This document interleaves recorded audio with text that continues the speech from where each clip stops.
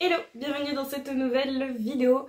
Aujourd'hui, je réponds à la question comment je suis devenue correctrice.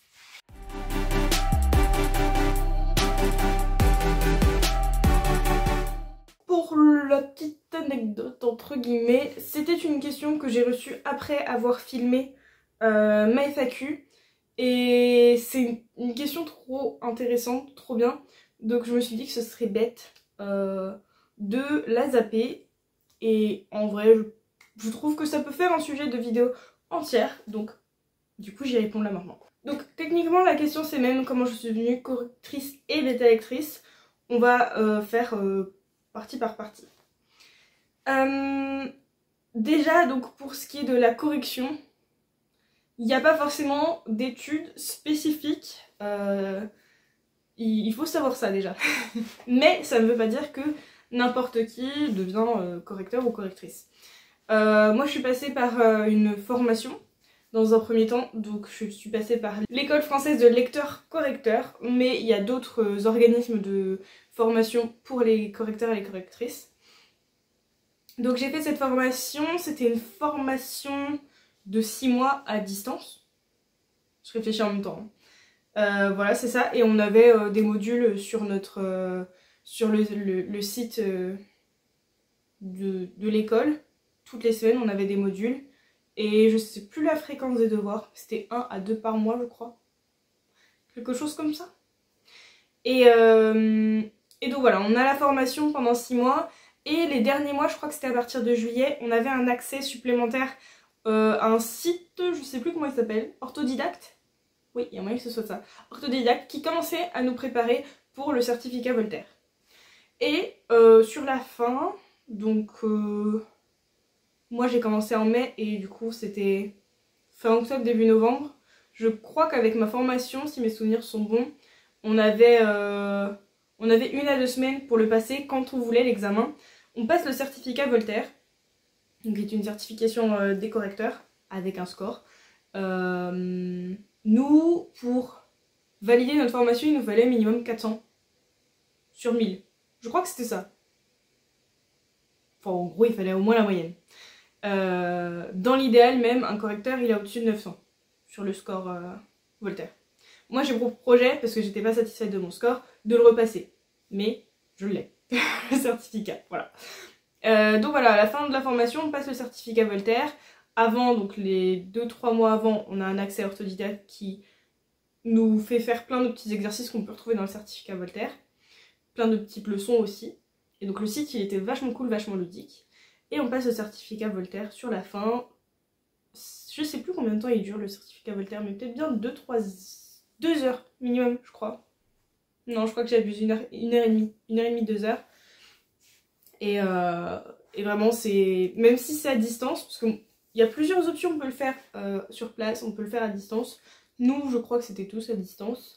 Mais c'est quand même ultra sécurisé. Enfin, il faut montrer la carte d'identité. Il faut avoir une webcam, il faut avoir un logiciel pour qu'il surveille nos écrans d'ordinateur pour éviter qu'on aille tricher, etc. Donc c'est quand même... même si c'est à distance comme certificat, c'est hyper carré, sécurisé. Et donc voilà. Donc 6 mois de formation à distance, un certificat Voltaire.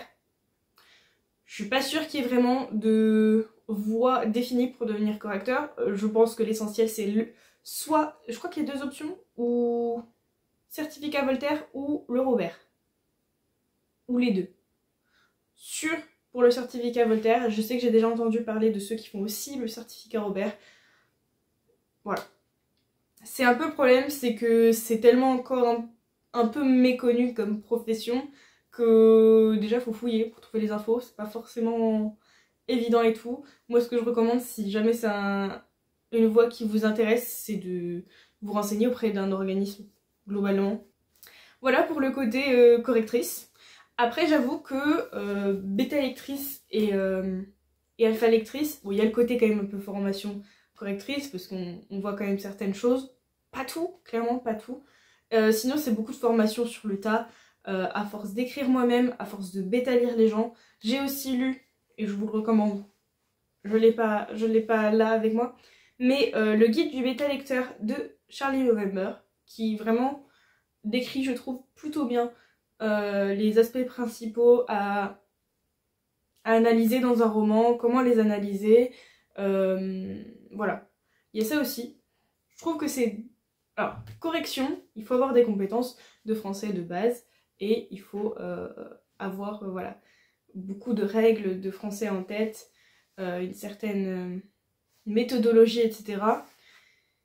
Mais dans tous les cas, je trouve que c'est deux types de professions, correction et bêta lecture, où on ne cesse de progresser et d'évoluer.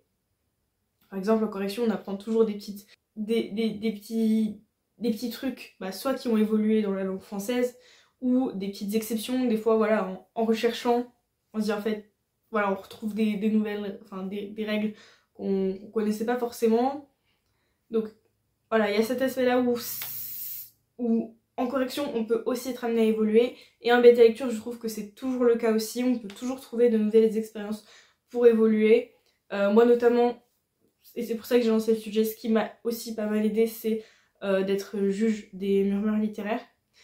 C'est pas de la méta-lecture, mais c'est une autre manière de tourner son analyse, selon moi, qu'une bêta-lecture. Mais ça reste un peu sur la même base, et donc le fait d'avoir réussi à tourner mes analyses autrement, sans aller non plus trop dans le détail, contrairement à la bêta-lecture, c'était aussi un exercice intéressant qui complémentait et qui ajoutait d'autres choses à ma pratique de la bêta-lecture. Je sais pas si ça fait très sens. Peut-être qu'il faut le vivre pour le comprendre. Mais voilà, globalement, comment je suis devenue correctrice et bêta-lectrice. Après, il faut savoir qu'il y a beaucoup de livres aussi qui peuvent alimenter nos compétences, que ce soit sur la bêta-lecture ou la correction. Enfin voilà, c'est en perpétuelle évolution. Et surtout, c'est des choses où je pense qu'il faut pratiquer régulièrement pour garder un petit peu les bonnes habitudes et les bonnes compétences, parce que des fois, surtout par exemple en correction où il y a tellement de choses à savoir, que ça fait du bien de rester toujours un petit peu dans le truc, etc. Bref, je pars dans tous les sens, mais voilà grosso modo comment je le suis devenue.